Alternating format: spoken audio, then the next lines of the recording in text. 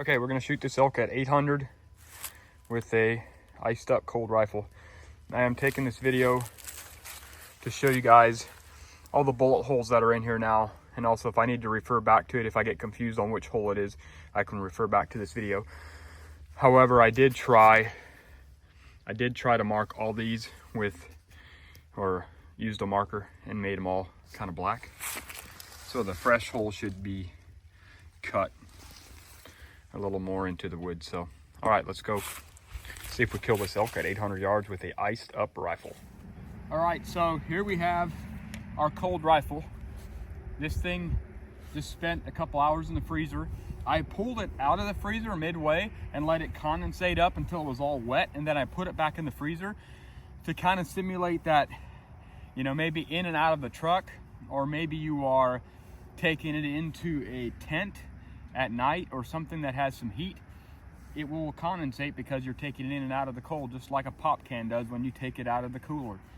And then you take it back in the cold and it can condensate on the inside of the barrel. It can really condensate anywhere. And so let's see if that makes any difference. It's just been out of the freezer for a few minutes. I threw it in the gun case to keep it cold while we came over to the range, and it's still very cold. All right, let's get a range, let's dial it up, and let's make a shot on this elk. Right at 800 yards, calls for 17.3.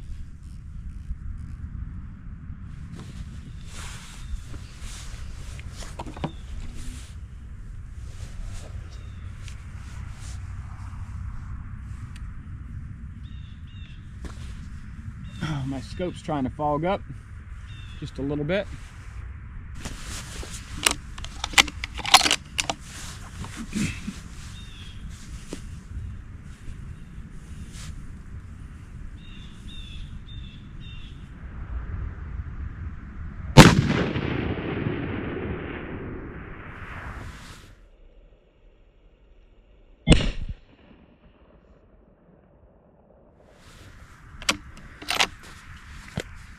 All right, that felt really good. I feel like we had just a slight bit of wind from the left to the right, so I held a little bit left of where I want to shoot, maybe a half, 3/4 minute.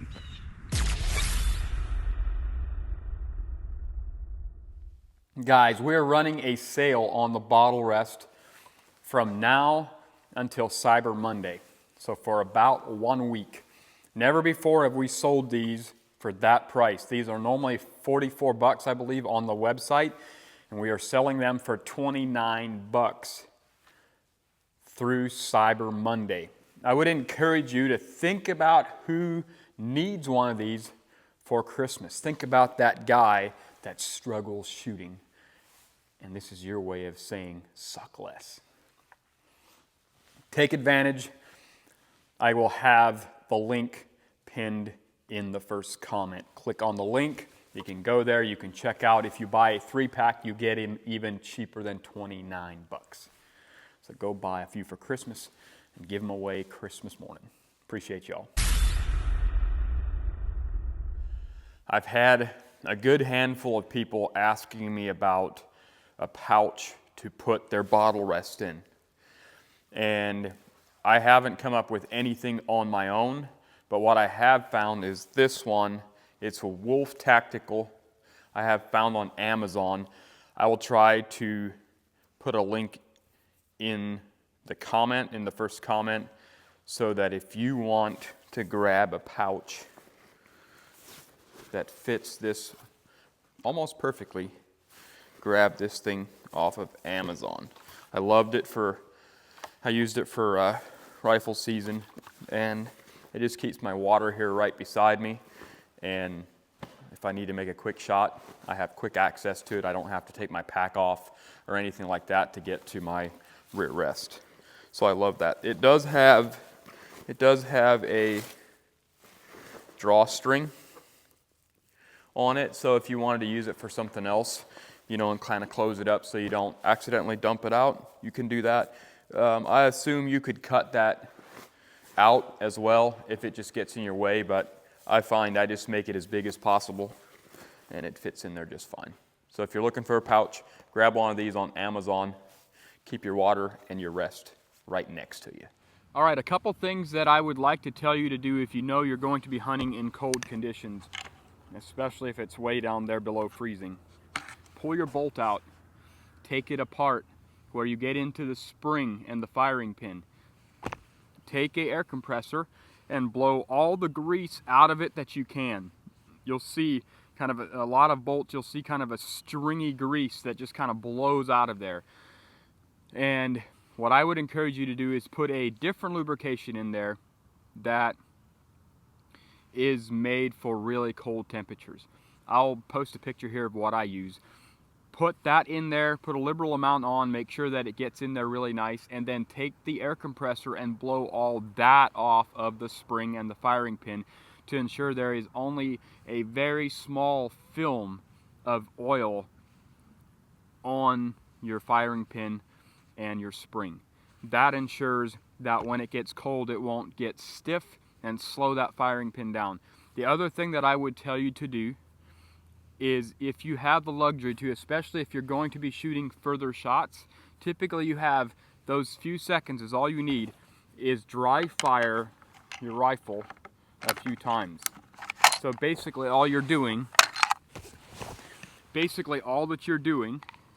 is getting that spring loose if it happened to be froze at all. That's the number one thing that causes misfires, is your spring becomes sluggish because of the grease or the oil that is in there. Now here's what I would tell you to do, and something I see people do all the time, and then you probably already know this, but I just want to say, most people, when I say dry fire, they open their bolts, they pull it all the way back, push it all the way forward. All you have to do to dry fire is pull it up and down and click. Up, down, and you're ready to do it again. So just do that a couple, 2-3 times. Just ensure that, and you can hear it be alive. You can hear when it's kind of dead. You can hear when it's nice and, you know, that spring's fully engaged. So do those couple things when you're hunting in the cold, and you're going to have a little better experience. All right, let's go look and see if we killed this elk with a cold rifle at 800 yards. All right, let's see if our frozen rifle would have put an elk in the freezer. All right, 800 yards, one shot. And yes, sir, we are right here. Sorry about the bad lighting, but we are top of the heart, center lung, just above the heart. Absolutely center punched him. I held about 3/4 MOA, half MOA back, got a little bit of wind drift, and we hit him perfectly. So that just proves to me that if I have my rifle in and out of the cold, even with some condensation, hey, I made a perfect shot with it. So I can trust it. Go do some of these tests for yourself. See if your rifle is this forgiving. That's why I love that little Seekins Element rifle. The video I just did before this video was about a premium budget rifle, and I did it with this rifle, and I don't know, just proves it again. Some of you guys disagreed that premium budget or budget shouldn't be in the same sentence as Seekins Element rifle that costs $2,700, but it's half price of a custom build, and I think it's got custom accuracy potential. Just proved it right there. All right, appreciate y'all. Until next time, have a great day.